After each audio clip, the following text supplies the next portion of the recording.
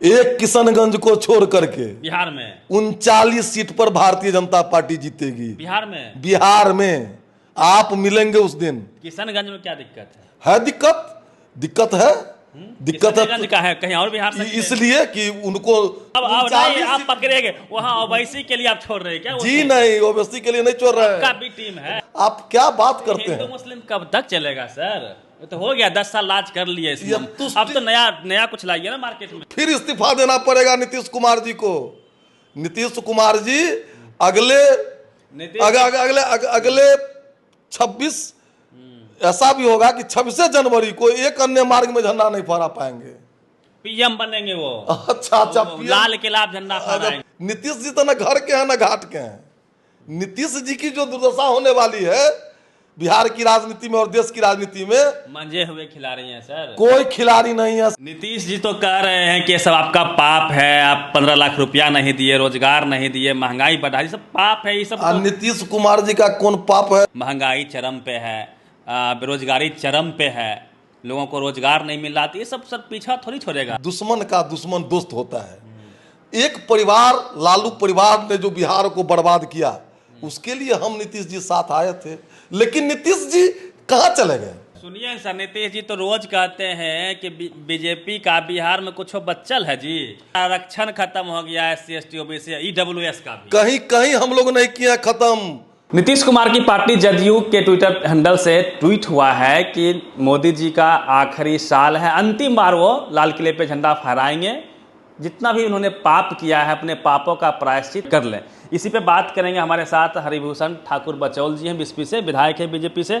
Sir, बहुत खतरनाक tweet है, मोदी जी का आखिरी साल चल रहा है, आखिरी बार झंडा तोलन करेंगे। देखिए, मोदी जी अगले साल भी झंडा फहराएंगे, उसके अगले साल भी झंडा फहराएंगे, और 50 वर्षों तक भारतीय जनता पार्टी का कार्यकर्ता लाल किले पर अब झंडा फहराएगा।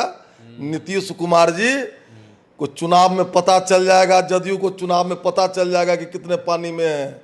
बिहार में एक सीट भी नहीं होगा, और नरेंद्र मोदी विश्व नेता हैं, भारत की जनता उनसे असीम प्यार करती है। अगले साल इस ट्वीट को याद दिलाया जाएगा। वो तो कह रहे हैं इंडिया वाले अब झंडा फहराएंगे। हाँ, परिवारवादी इंडिया, करप्ट इंडिया, घमंडिया इंडिया माने भारत माता। नाम बदलने से जज गांव में भी रहता है, जज साहब, दरोगा जी, अब BDO साहब, वकील साहब, गांव में रहता है। नाम से कुछ नहीं होता है, काम से होता है। लेबल बदल लिए हैं, पुराने मकान पर जो प्लास्टर कर लिए हैं, इससे चलेगा? उनका पाप छुप जाएगा, घोटाला छुप जाएगा। आंख का अंधा नाम नयन सुख, नाम बदलने से क्या होगा? प्रभाव नाम का पड़ता है सर, कुछ नहीं पड़ेगा। हिम्मत नहीं है, अविश्वास प्रस्ताव लाए, वोटिंग करा लेते। देख रही है देश की जनता। हमने जो वो मणिपुर कर रहे थे, मणिपुर पर ही हम जवाब दिए, लेकिन बेगूसराय में जो दलित महिला के साथ हुआ, दरभंगा में जो दलित के सबके साथ, पार्थिव शरीर के साथ जो विभत्स घटना घटी, यादव बहन के साथ भागलपुर में जो घटना घटी, कहां चले गए थे नीतीश जी या तेजस्वी जी? क्यों नहीं आवाज निकलती है? वो ट्वीट करने से होगा? इस पे सर सवाल तो होगा। यहाँ पे सरकार है, काम की, उन्होंने उसकी गिरफ्तारी हुई, कार्रवाई हुई, लेकिन मणिपुर की घटना अलग है सर। लंबे पिछले 100 दिनों से वहाँ पे जिस प्रकार से घटनाएं घट रही है, दो समाज में, दो भाग में मणिपुर बढ़ चुका है, कुकी और मैती के बीच में। सर, वहाँ पे लगभग 5000 से अधिक असलहे पब्लिक लूट ली है, पुलिस प्रशासन वहाँ पे बटा हुआ है। सर, वहाँ की स्थिति तो गंभीर है। इस पे तो सर सवाल होगा आपसे। सवाल होगा, जंगल राज नहीं है। सवाल होगा तो 23 दिन माननीय गृह राज्य मंत्री जी हमारे वहाँ मणिपुर में रह करके आए हैं।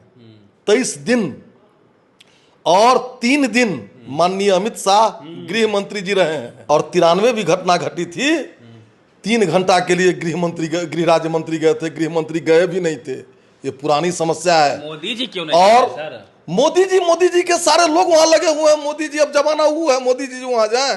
वहां हमारा मुख्यमंत्री है, हमने केंद्र से DGP भेज दिया, केंद्र से गृह सचिव भेज दिया, सारे लोग वहां काम कर रहे हैं। तो बयान सर 100 दिन के बाद आता है, PM है देश के, कौन और लोग क्या कर रहा है? पीएम है, मुख्यमंत्री है, गृह मंत्री गए, गृह राज्य मंत्री गए, ये कम लगता है आपको? वहाँ का मुख्यमंत्री एक छोटे से राज्य में सर, एक सवाल बा सर, वहाँ के गृह मंत्री, वहाँ के मुख्यमंत्री बीरेंद्र सिंह बोलते हैं कि ये तो एक घटना पे आप लोग हाय तौबा मचा रहे हैं, ऐसे सैकड़ों घटनाएं हैं। अब बताइए। देखिए, इस देश में बांट करके राज करके ये पुरानी समस्या है मणिपुर की, और उन्हीं लोगों की देन है जो किस तरह कुकी समाज में धर्मांतरण करा करके तस्कर पैदा करके मादक पदार्थों का, और किस तरह लड़ा रहे हैं।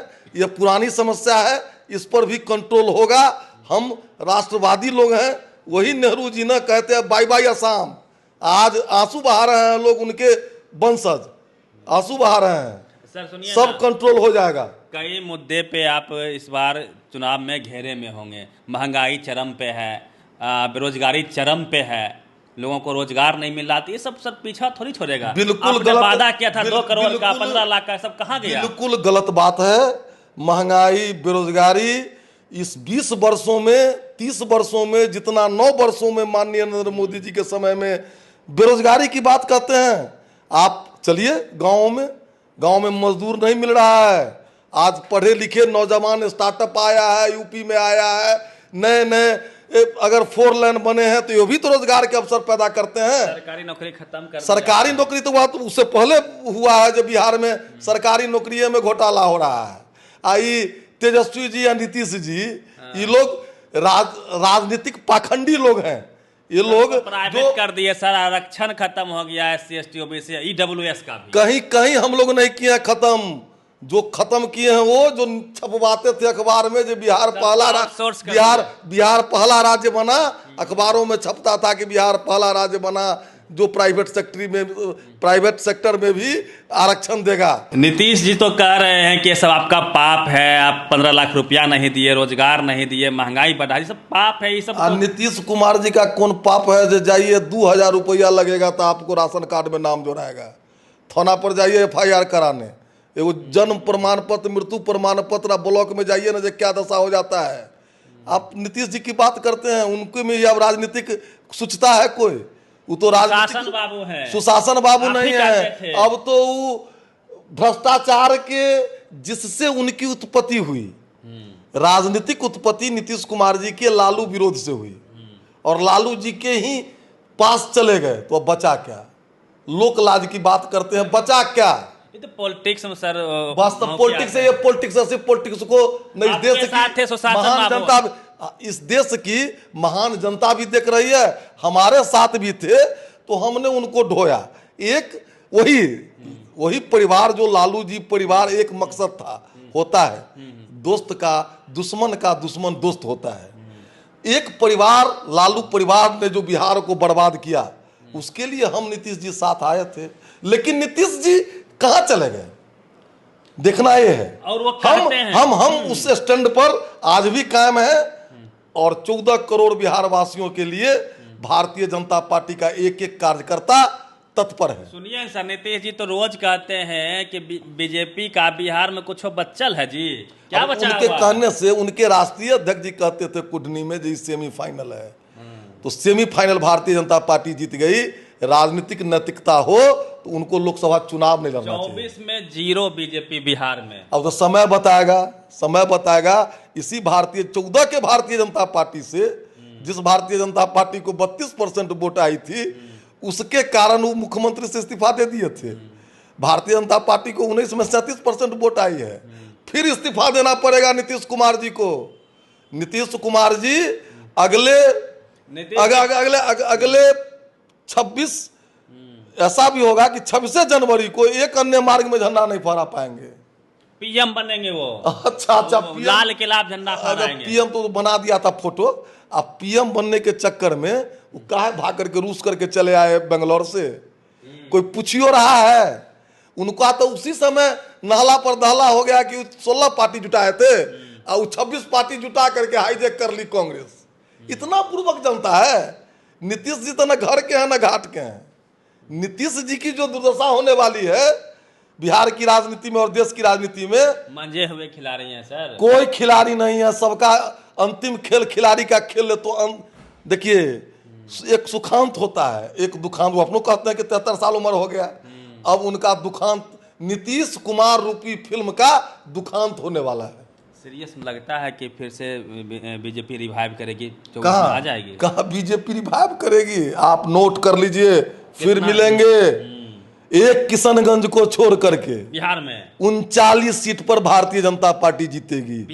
बिहार में आप मिलेंगे उस दिन। किशनगंज में क्या दिक्कत है? दिक्कत है, दिक्कत है का है, कहीं और बिहार से इसलिए कि उनको, आप किसी किशनगंज के नेता से पूछिए कि संविधान बड़ा कि धर्म बड़ा, क्या जवाब देते हैं?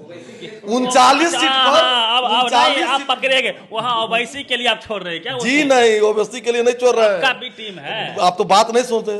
जिसको इस देश में संविधान से प्यार है वह सीट है 39 सीट बिहार में। हाँ, एक सीट को एक सीट जो कहते हैं कि संविधान से बड़ा धर्म है, शरीयत है और वोटे से होगा।